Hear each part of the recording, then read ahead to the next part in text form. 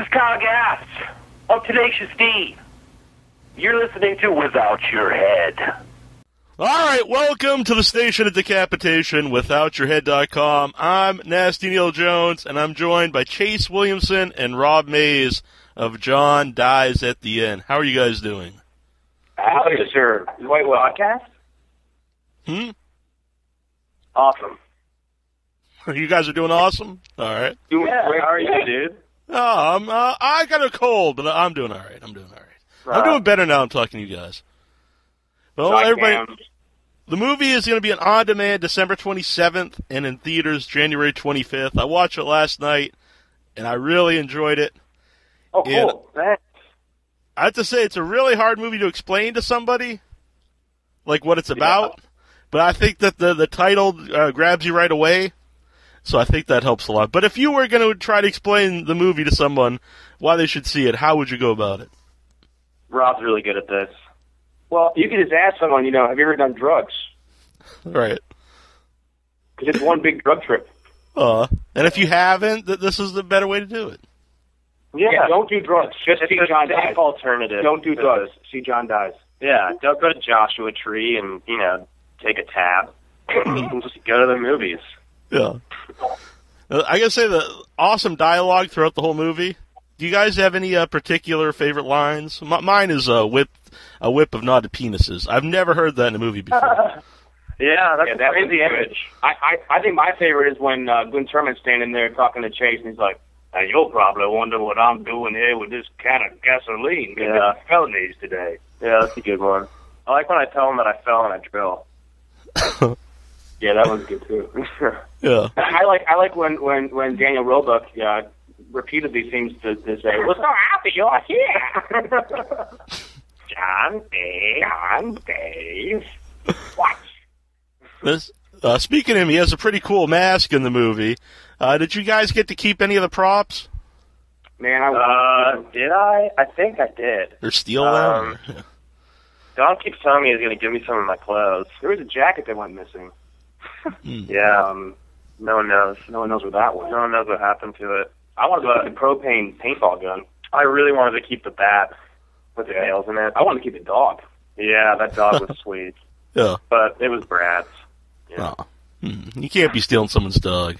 It's bad news. Dog. It's not right. And nowadays with chips, you'd get found out. You'd get, Plus, the dog was sick right after the movie, so then we'd be stuck with a sick dog. We want the sick dog. No one wants that. They always say you shouldn't work with kids or animals in movies, but you guys were cool with Barkley? Oh, yeah. Dog? I mean, Barkley was great. Yeah, he was a dream. Barkley was a pain in the ass, but the cutest pain in the ass, and I think he actually gives the strongest performance. Yeah. I've never had so much sausage in my pocket than when we were shooting together. Yeah, we had wet, soggy, stinky, smelly pockets of wet sausage. Turkey meatballs and stuff.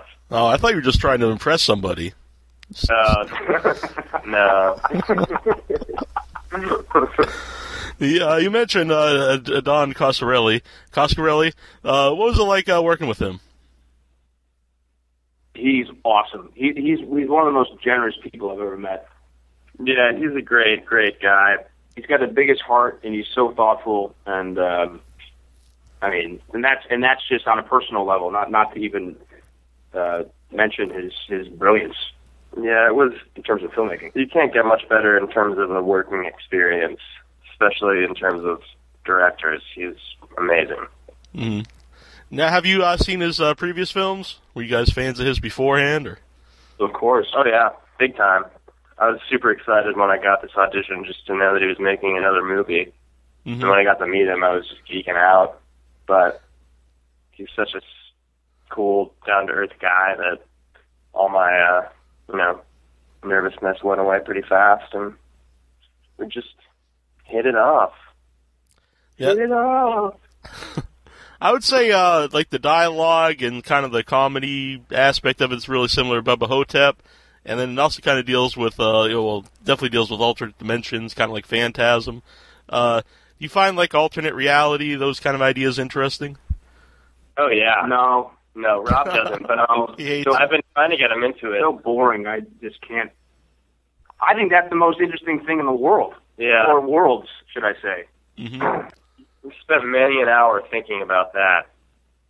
I love that about the movie. All the crazy, like, people call it stoner philosophy, but I think. But that's the scariest. The scariest shit for me is not like a dude in a scream mask like slashing people to death, because that's whatever. But like getting lost in your own mind or the different pockets and corners of your own brain is like really terrifying for me. Mm. And I think this drug opens up those doors, those windows. Mm-hmm. There's in a few different stories about alternate dimensions I've read, and even like people who really believe that stuff. There's Mm-hmm. always like giant insects, and there's a little bit in this. Do you know why that is? No, can you tell us why? I don't know. Maybe Don would be able to help us here. Or Yeah, Barkley. That's interesting though. I don't know. Because there's a lot of them in the mist. Huh. That just Mist. blew everyone's mind. But, the mist, yes. But, Great. it's amazing cast, and this one's for Chase, because work with Paul Giamatti in your scenes, just one-on-one with him, was that nerve-wracking for you? And what was that experience like? Yeah, I mean, it was. It was a total dream come true, to work with him. It was insane. It was hard to believe it was happening, but since I already had the job, like at the time I wasn't nervous. Mm-hmm. I was just like, I'm just going to do this because I have this opportunity and it's amazing. I'm just going to have fun and just watch this guy work. Yeah. So I kind of went in it from that perspective, and it was also like my first couple of days on set. And then afterwards, I just remember Don being like, well, it looks like Chase is going to work out. And I was like, oh, shit. That was actually a really high-stakes situation. I guess I should have been nervous. But and I just pretty much approached everything like that for the rest of the shoot, and we went okay. Yeah. Kind of how Chase approaches his life now. Yeah, I don't get nervous unless I'm auditioning for something. Right. Now, when you work with somebody like that, do you think that helps you as a performer as well? Like you learn something from them, just Oh God, yeah. Yeah, it was really cool, especially after having 4 years of acting school, to watch someone of his caliber just do it and not talk about it, theorize about it. And, I mean, I learned so much personally from working with Barkley. Yeah. Uh-huh. Barkley was your Paul. A real treat. Yeah. I agree, too. I think he was the best performance in the film. Besides you guys, of course. Yeah. Right? His hair was superb. What'd you say? Yeah, it was nice stuff. Now, Clancy Brown pops up in the movie, and I'm always happy to see him in anything. He's the best. Yeah. He's the best. I love him.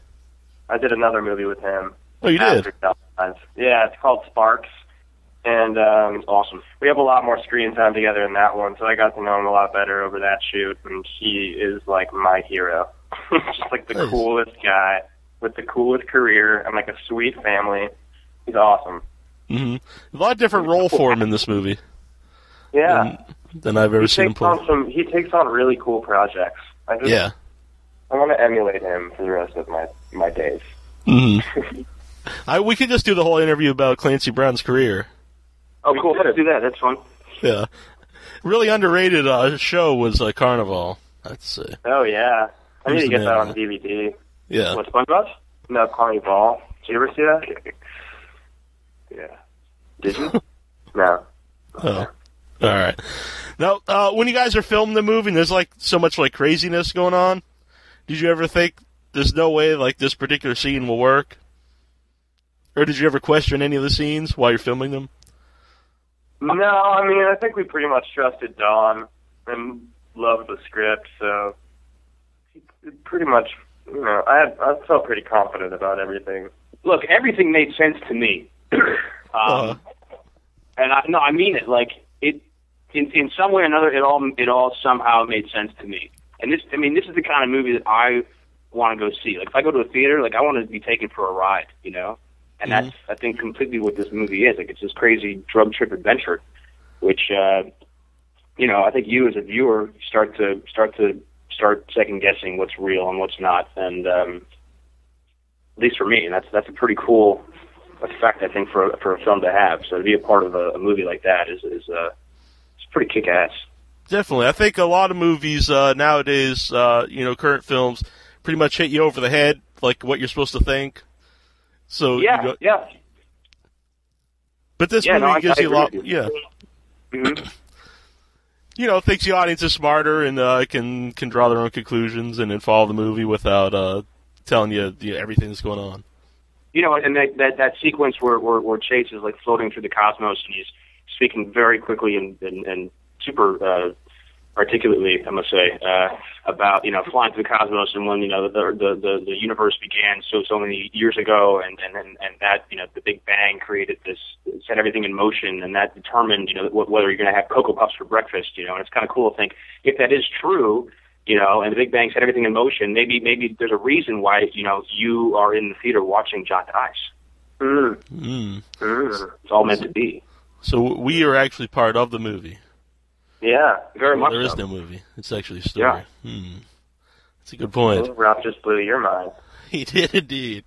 I really like the narration of the movie as well. Now, when you do something like that, do you film that? Do you record that before you film the movie, or after it's finished? No, way after. A few months after we finished, I went in and did. Don was editing the movie, so I would go in and do like temporary voiceover stuff, just like in the editing trailer on like a little microphone, and he'd use that to edit around, and then we ended up, all of us come back a couple months later to a sound studio and go through the whole process of, not only recording the voiceover, but, redubbing some stuff where there's sound issues or whatnot. Mm-hmm.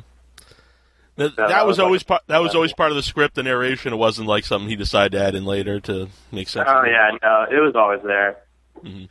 All that stuff is pretty much straight from the book. Yeah, I was gonna ask it. Did either of you guys read the book? Yeah. It's one of my favorite books, actually. Yeah, after watching the movie, it really made me want to check it out, which I think is a good sign for the movie.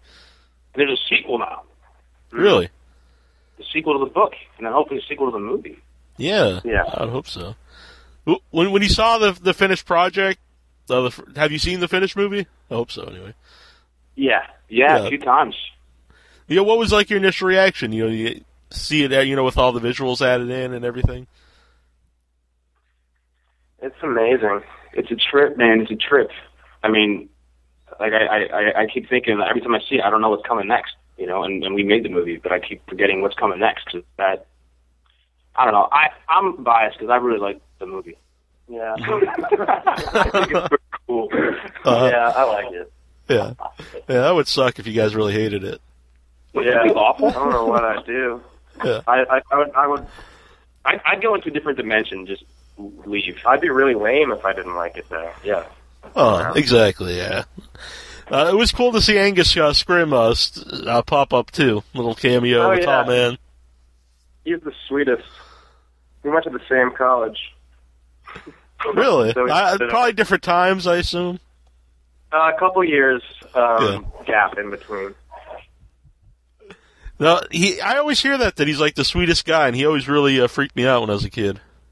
Yeah, it's crazy. He is the sweetest guy, but he's also a tremendous force. Yeah. I can see that to be very intimidating. He's intimidating. He's brilliant. Yeah. Now there's that animation sequence in the movie. When you guys saw that, did you see that while they were making it, or? Sorry, what was the question? Yeah. The animation sequence. When you guys saw that, I assume you didn't see that when they were making it, and you saw it in the finished movie. What was that like to see you guys as animated characters in the movie? I loved it. That's one of my favorite parts. Yeah. I think it's hilarious. I think it's so funny. That guy, David Hartman, did that. He did all the animation. He's a good friend of Don's. He's sweet. He works on the Transformers cartoon. Oh, nice. Yeah. So I love it. I think it's hilarious. I think it goes just too far enough. Just too far enough. Yeah. I think that's a new line. I'm going to steal that one. All right. Well, I asked this to all the guests. I'm going to ask you guys, nothing to do with the movie, but running zombies versus shambling zombies. Like slow, like... Yes. Like sedentary.